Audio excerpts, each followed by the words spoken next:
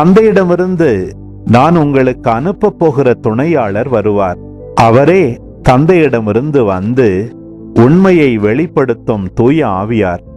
அவர் வரும்போது என்னை பற்றி சான்று பகர்வார். நீங்களும் சான்று பகர்வீர்கள். ஏனெனில் நீங்கள் தொடக்கம் முதல் என்னோடு இருந்து வருகிறீர்கள். நீங்கள் நம்பிக்கை இழந்து விடாதிருக்க இவற்றையெல்லாம் உங்களிடம் சொன்னேன். உங்களை தொழுகை கூடத்திலிருந்து விலக்கி வைப்பார்கள். உங்களை கொல்லுவோர் கடவுளுக்கு திருப்பணி செய்வதாக எண்ணும் காலமும் வருகிறது. தந்தையையும் என்னையும் அவர்கள் அறியாமல் இருப்பதால் தான் இவ்வாறு செய்வார்கள். இவை நிகழும் நேரம் வரும்போது நான் உங்களுக்கு இவை பற்றி முன்பே சொன்னதை நினைவுபடுத்திக் கொள்ளுங்கள். இதற்காகவே இவற்றை உங்களிடம் கூறினேன்.